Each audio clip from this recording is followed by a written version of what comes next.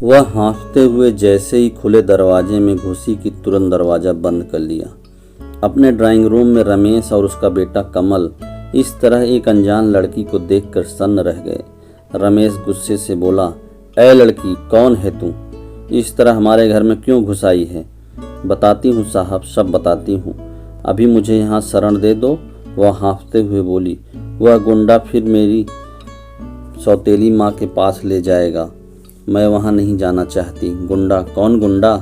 और तुम सौतेली माँ के पास क्यों नहीं जाना चाहती हो? रमेश ने जब सख्ती से पूछा तब वह लड़की बोली, मेरी माँ मुझसे देह धंधा कराना चाहती है। देवराज एक गुंडे के साथ मुझे कोठे पर बेचने जा रहा था, मगर मैं उससे पीछा छुड़ाकर भाग आई हूँ। तो झूठ तो नहीं बोल रही है? नहीं साहब, मैं झूठ नहीं बोल रही हूँ, सच कह रही हूँ। वह लड़की इतनी डरी हुई थी कि बारंबार दरवाजे की तरफ देख रही थी। रमेश ने पूछा, ठीक है, पर तेरा नाम क्या है? रीना है साहब। वो लड़की बोली। रमेश ने कहा, घबराओ मत रीना, मैं तुम्हें नहीं जानता, फिर भी तुम्हें शरण दे रहा हूँ। शुक्रिया साहब, रीना के मुंह से निकल गया। एक बात बताओ, रमेश ने कुछ सोचकर बोला, तुम्हारी माँ तुमसे धंधा क्यों कराना चाहती है? रीना ने कहा, जन्म देते ही मेरी माँ गुजर गई थी। पिता दूसरी शादी नहीं करना चाहते थे, मगर रिश्तेदारों ने ज़बरदस्ती उनकी शादी करा दी। मगर शादी होते ही पिता एक हादसे में गुजर गए। मेरी सौतेली माँ विधवा हो गई। तब से ये रिश्तेदार मेरी माँ पर आरोप लगाने लगे कि वह पिता को खा गई। तब से मेरी माँ अपना सारा गुस्सा मुझ पर उतारने लगी। इस तरह ताने उलाहने सुनकर मैंने बचपन से कब जवानी में कदम रख लिया पता ही नहीं चला। मेरी सौतेली माँ को चाहने वाले देवराज ने उसके कान भर दिए कि मेरी शादी करने के बजाय किसी कोठे पर बिठा दे, क्योंकि उसके लिए वह कमाऊ जो थी। माँ का चहेता देवराज मुझे कोठे पर बिठाने जा रहा था। मैं उसकी आंखों में धूल झोंक कर भाग आई और आपका मकान खुला मिला, इसी में घुस गई। रमेश ने पूछा, कहाँ रहती हो? शहर की झुग्गी बस्ती में। तुम अगर माँ के पास जाना चाहती हो तो मैं अभी भिजवा सकता हूँ। मत लो उसका नाम। रीना जरा गुस्से से बोली। फिर कहाँ जाओगी? रमेश ने पूछा। साहब, दुनिया बहुत बड़ी है, मैं कहीं भी चली जाऊंगी। तुम इस भेड़िए समाज में जिंदा रह सकोगी? फिर क्या करूं साहब? पल भर सोच कर रीना बोली। साहब, एक बात कहूं? कहो। कुछ दिनों तक आप मुझे अपने यहाँ नहीं रख सकते हैं? रीना ने जब यह सवाल उठाया तब रमेश सोचते रहे। वे कोई जवाब नहीं दे पाए। रीना ही बोली, क्या सोच रहे हैं आप? मैं वैसी लड़की नहीं हूँ जैसे आप सोच रहे हैं। तुम्हारे कहने से मैं कैसे यकीन कर लूँ? रमेश बोले। और फिर तुम्हारी माँ का वह आदमी ढूंढता हुआ यहाँ आ जाएगा, तब मैं क्या करूँगा? आप उसे भगा देना, इतनी ही आपसे विनती है। यह कहते समय रीना की सांस फूल गई थी। रीना आगे कुछ कहती तभी दरवाजे के जोर जोर खटखटाने की आवाज़ आई। कमरे में तीनों ही चुप हो गए। इस वक्त कौन हो सकता है? रीना डरते हुए बोली, बाबूजी वही गुंडा होगा, मैं नहीं जाऊंगी उसके साथ। मत जाना, मैं जाकर देखता हूँ। वही होगा बाबूजी, मेरी सौतेली माँ का चहेता। आप मत खोलो दरवाज़ा, डरते हुए रीना बोली। एक बार फिर जोर से दरवाज़ा पीटने की आवाज़ आई। रमेश बोला, रीना तुम भीतर जाओ, मैं दरवाज़ा खोलता हूँ। रीना भीतर चली गई। रमेश ने दरवाज़ा खोला। एक गुंडे टाइप आदमी ने उसे देखकर रोबीली आवाज़ में कहा, उस रीना को बाहर भेजो।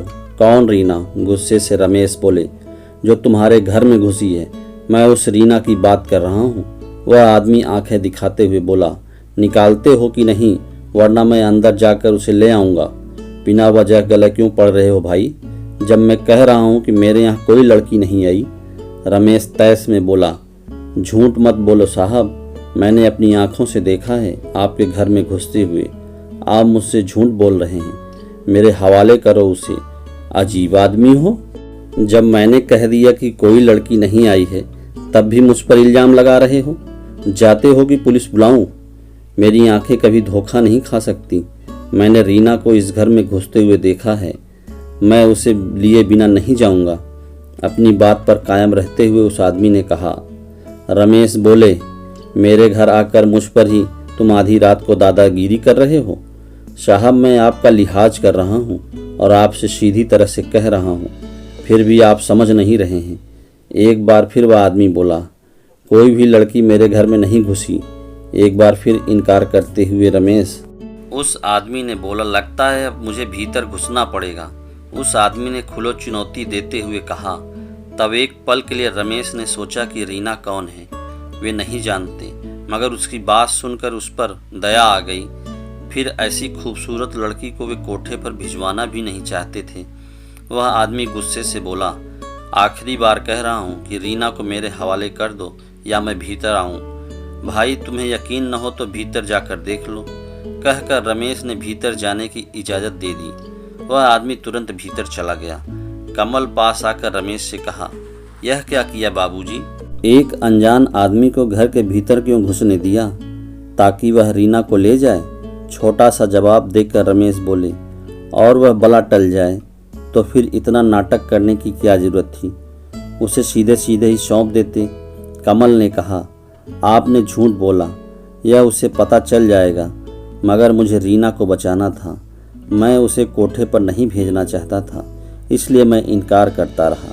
अगर रीना खुद जाना चाहेगी तब आप कैसे रोक सकेंगे?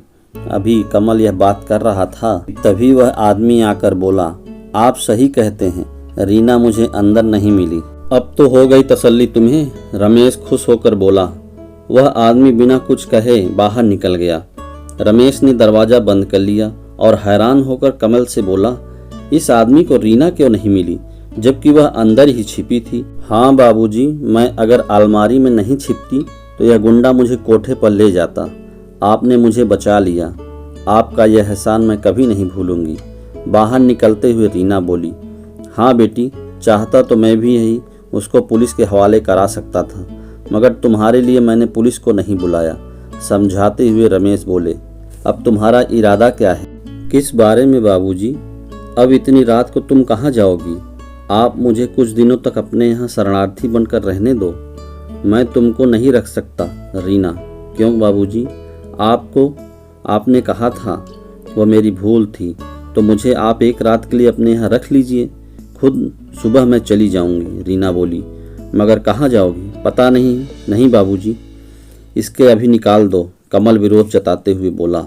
कमल, मजबूर लड़की की मदद करना हमारा फर्ज है, वह तो ठीक है, पर कहीं इसकी इंसानियत में हैवानियत न छिपी हो बाबूजी। आप आपस में लड़ो मत। मैं तो एक रात के लिए शरणार्थी बनकर रहना चाहती थी, मगर आप लोगों की इच्छा नहीं है तो, कहकर रीना चलने लगी। रुको रीना, रमेश ने उसे रोकते हुए कहा। रीना वहीं रुक गई। रमेश बोला, तुम कौन हो? मैं नहीं जानता, मगर एक अनजान लड़की को घर में रखना खतरे से खाली नहीं है, और यह खतरा मैं मोल नहीं ले सकता। तुम जो कह रही हो उस पर मैं कैसे यकीन कर लूं? आपको कैसे यकीन दिलाऊं? निराश होकर रीना बोली। मैं उस सौतेली माँ के पास भी नहीं जाना चाहती। जब तुम सौतेली माँ के पास नहीं जाना चाहती हो तो फिर कहाँ जाओगी? नहीं जानती। मैं रहने के लिए एक रात मांग रही थी, मगर आपको एतराज़ है। आपका एतराज़ भी जायज़ है। आप मुझे नहीं जानते, ठीक है, मैं चलती हूँ। रमेश उसे रोकते हुए बोले, रुको, तुम कोई भी हो, मगर एक पीड़ित लड़की हो। मैं तुम्हारे लिए जुआ खेल रहा हूँ। तुम यहाँ रह सकती हो, मगर कल सुबह चली जाना। ठीक है बाबूजी। करते हुए रीना के चेहरे पर मुस्कान फैल गई। आपने डूबते हुए तिनके को सहारा दिया है, मगर सुबह तुम कहाँ जाओगी? रमेश ने फिर पूछा। सुबह मौसी के यहाँ उज्जैन चली जाऊंगी। रमेश ने यकीन कर लिया और बोले, तुम मेरे कमरे में सो जाना। आप कहाँ सोएंगे बाबूजी? रीना ने पूछा। मैं यहाँ सोफे पर सो जाऊंगा। रमेश ने अपना फैसला सुना दिया और आगे बोले, जाओ कमल, इसे मेरे कमरे में छोड़ आओ, काफ़ी रात हो गई है। रमेश और कमल को जल्दी नींद आ गई। सुबह जब देर नींद खुली, रीना नहीं थी। सामान बिखरा हुआ था, अलमारियां खुली हुई थी, उनके रखे गहने नकदी सब साफ हो चुके थे। रमेश और कमल यह देखकर हैरान रह गए। उम्र भर की कमाई रीना ले गई। उनका अनजान लड़की पर किया गया भरोसा उन्हें बर्बाद कर गया। जो आदमी रात को आया था वह उसी गैंग का एक सदस्य था, तभी तो वह रीना को नहीं ले गया। चोरी करने का जो तरीका उन्होंने अपनाया, उस तरीके पर कोई यकीन नहीं करेगा। रीना ने जो कुछ कहा वह झूठ था। वह चोर गैंग की सदस्य थी, शरणार्थी बनकर अच्छा चूना लगा गई।